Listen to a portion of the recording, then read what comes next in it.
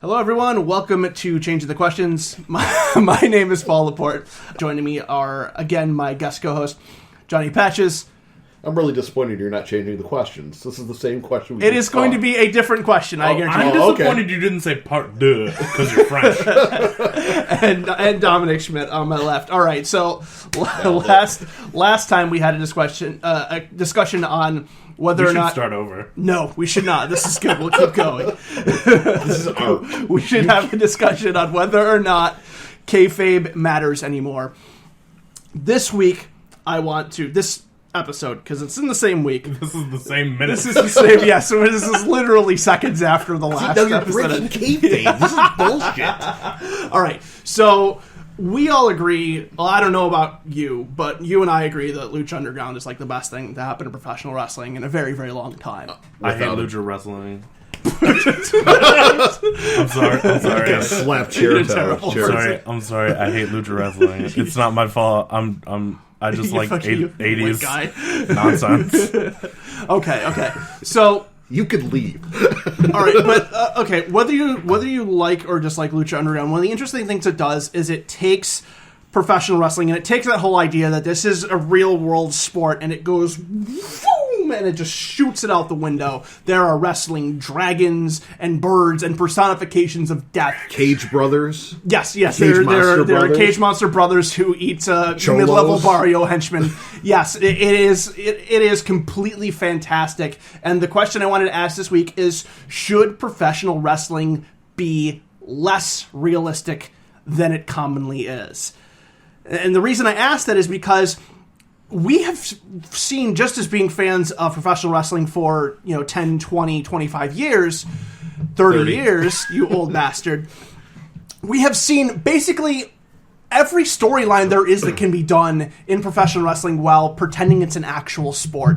And there's the ongoing trope of the 7-year cycle that I think Jim Cornette probably first brought up, that every storyline can be recycled 7 years after I love it was... Jim Cornette. Yes, we know you love Jim Cornette. Every storyline can be recycled 7 years after it was initially done. And that's kind of where we're at. Every storyline that you see now on WWE can be referenced to something that happened 10 years ago. You have stuff going on with Roman and the Authority, obviously going back to Stone Cold and Vince McMahon. I mean, even before that, it was very similar to the Daniel Bryan story that you had just done, which is obviously a rehash of other things. The question I ask is, should future wrestling companies looking to kind of establish their own brand not try and do it in the style of, hey, this is a sport, and go the route of Lucha Underground and just go completely fantastical so they can kind of tell their own original stories? One quick note. I will watch Lucha Underground the second it becomes available on any of the 10 streaming services that I use. The second that I don't have cable, the second it becomes available, I'll binge watch all of it. Yeah, it is a I pain in can't the wait, ass. honestly. It is. I think it is set to be released on DVD, so it probably will come out on. Oh, I think El Rey said that they were going to be releasing it on Amazon. Sure, I'll buy it. I'll buy it. I'll watch it. I'll probably love it. But until it's accessible, it's one of those things I just don't have time for. It is amazing. It's absolutely amazing. And to answer your question, the company needs to make a decision on its own. There's a market for everything, but if you start oversaturating the market, then it's not special. Lucha Underground brings us the Lucha Libre style that we only get in Lucha Dragons. I use that term pretty loosely. And whatever TNA does, if they do anything anymore, because I can't even watch it.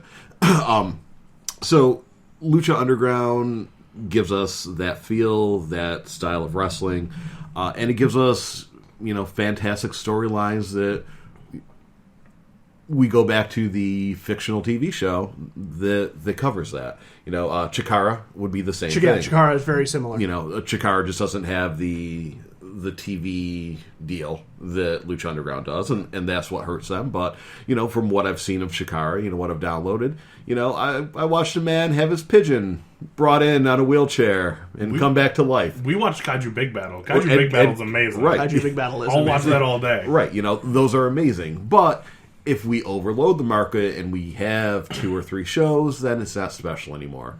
WWE TNA, they're your big two. In certain markets we have Ring of Honor. I've become a huge fan of Paragon Pro Wrestling out of Las Vegas. I can watch that until the end of time. Championship Wrestling from Hollywood.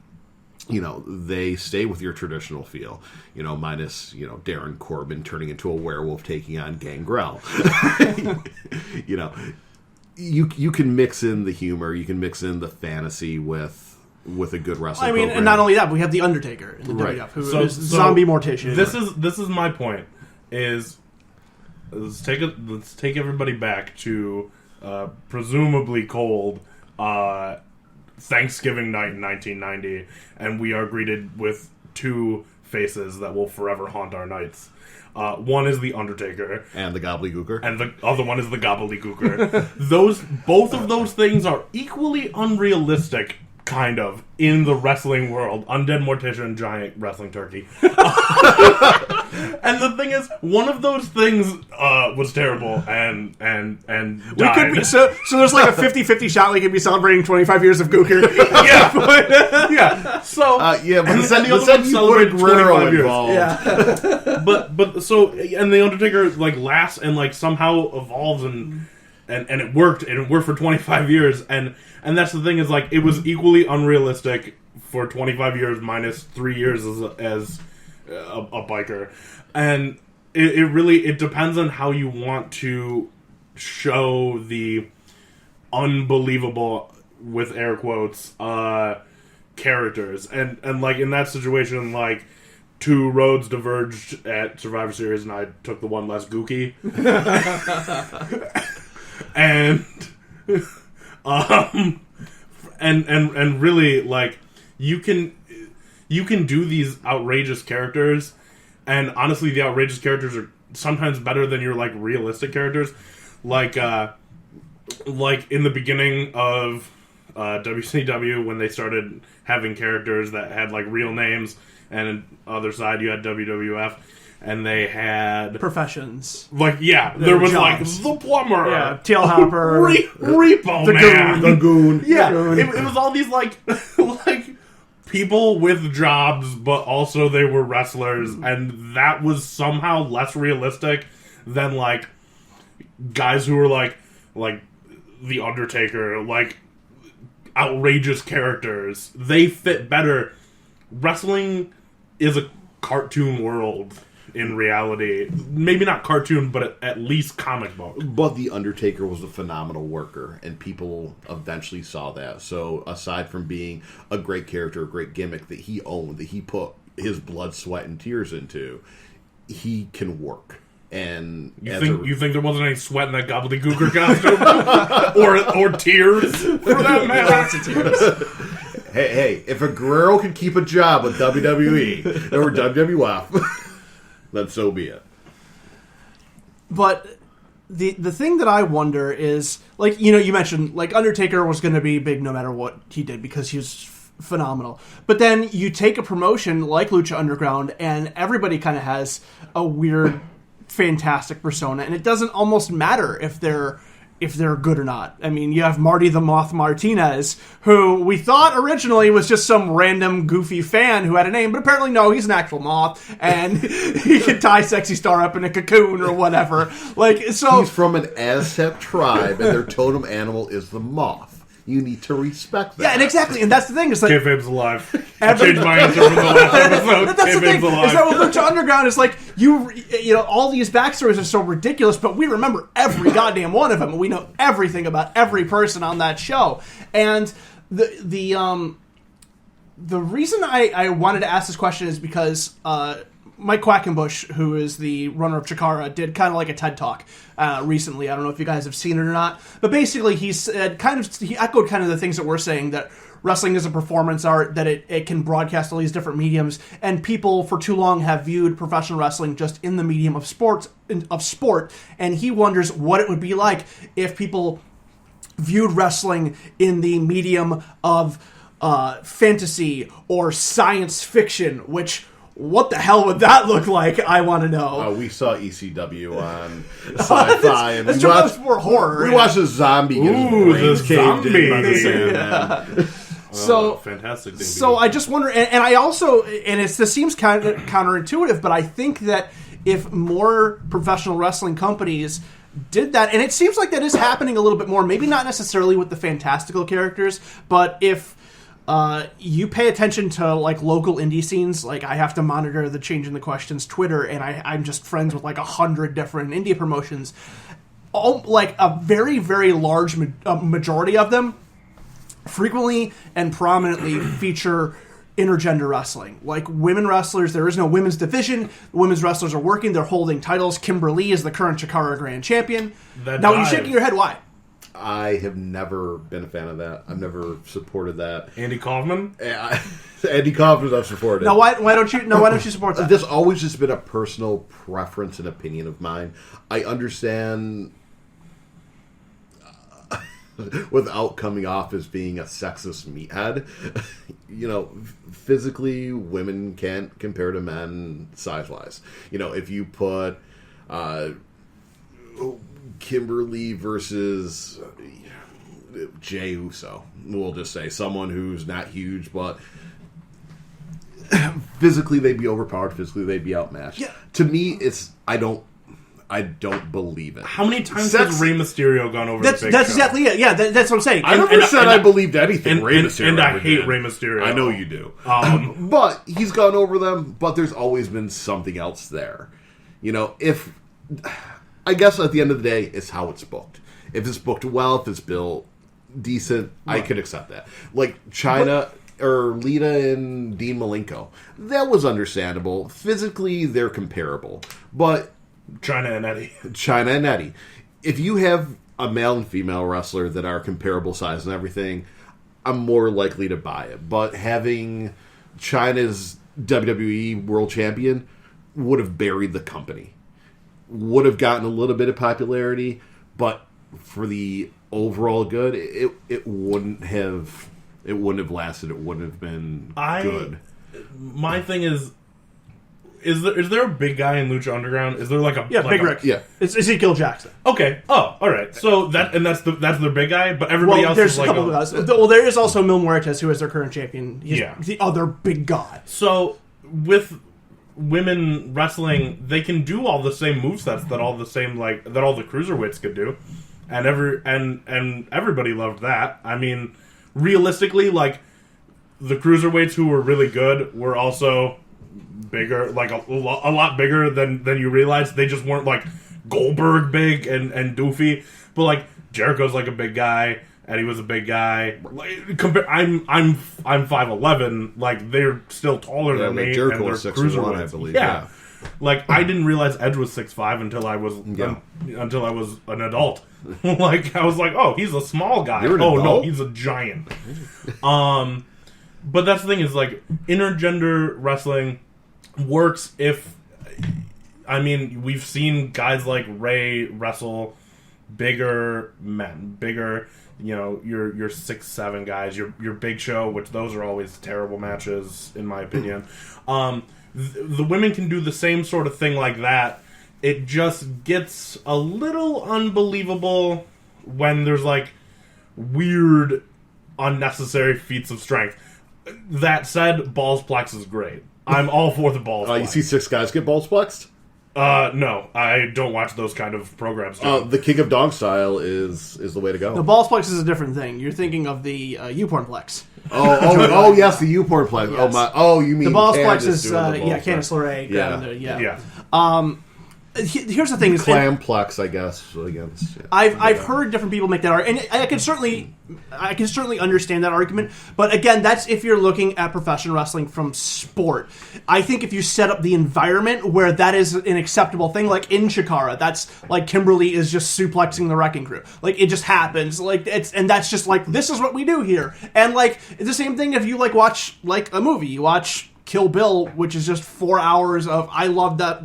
Those movies, Shut Your Mouth, which is just 4 hours of Uma Thurman, killing people. Most of them are guys. It depends on the environment you set up, and And that's just like that's true for anything else too. If you have wrestling dragons, in your promotion, and that's what you tell your audience. If you set whatever you set your grounds for, your audience is going to kind of believe that. And I guess to contradict myself a bit, Sexy Star was the first time I saw a woman wrestler compete with men and be like, this makes sense.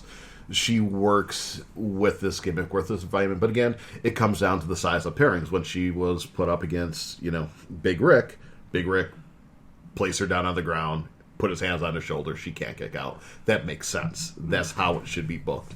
And going back to Rey Mysterio, and again, I'm going to come off like a sexist meathead. About Rey Mysterio? There might be a reason. Women are not as physically gifted as men athletically.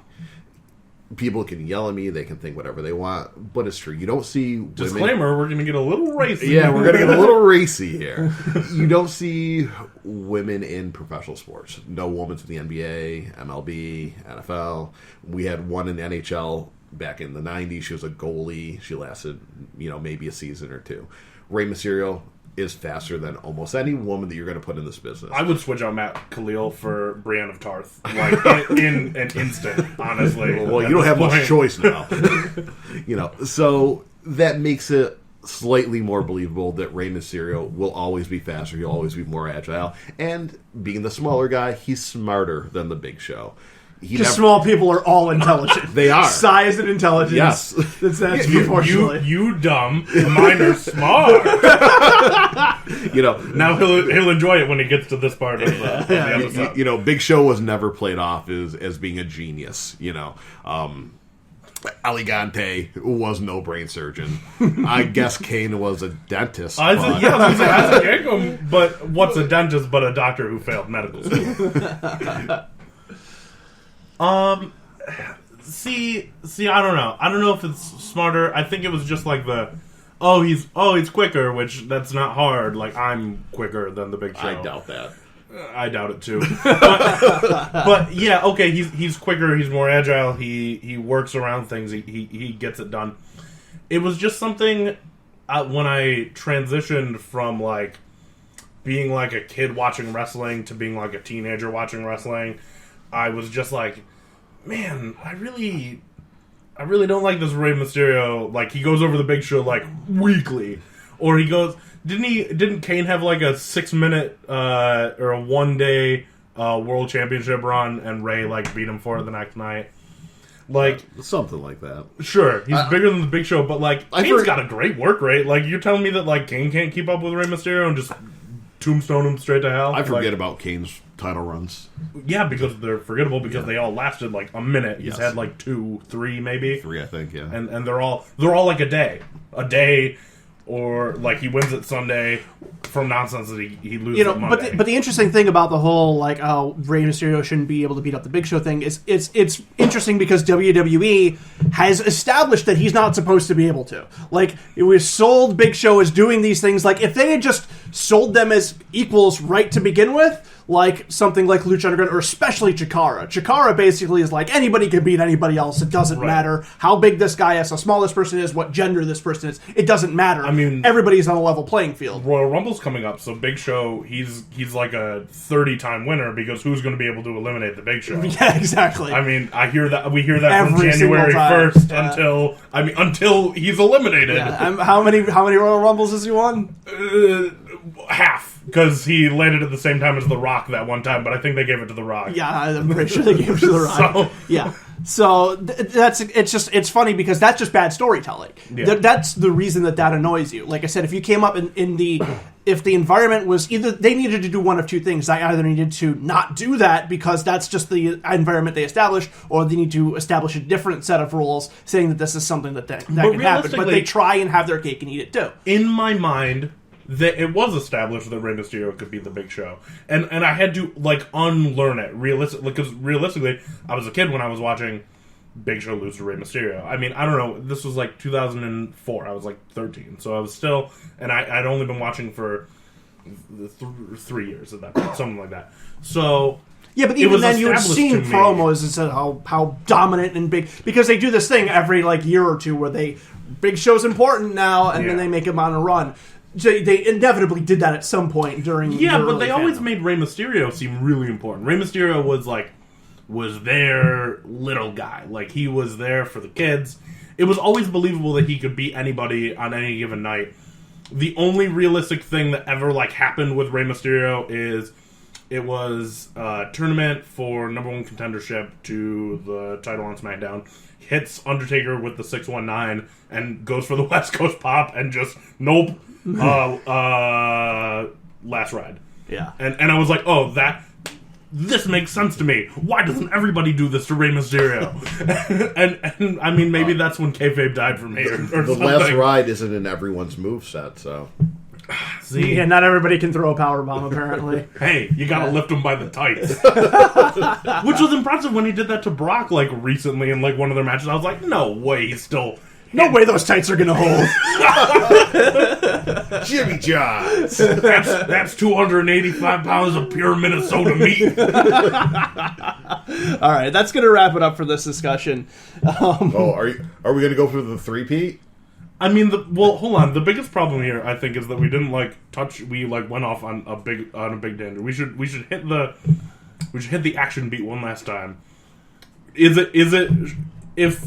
Should wrestling be more unbelievable? All right. I mean, that was the original question. All right. Yeah. We'll go ahead and we'll make this a 3-parter. Let's circle back, ladies and gentlemen. If you're listening in, thank you so much for listening. Be sure to send us an email if you have any feedback, any comments, questions. You can do that at changingthequestions@gmail.com. You can also hit us up on Twitter at changingtheqs. That's at changingtheqs. You can also check us out on Facebook. Check out our YouTube page. If you're listening on iTunes, be sure to give us a nice 5-star review. Say some nice words. For Dominic Schmidt, for Johnny Patches, for myself, we will see you for, I guess, part 3 of this discussion. Thank you, and goodbye.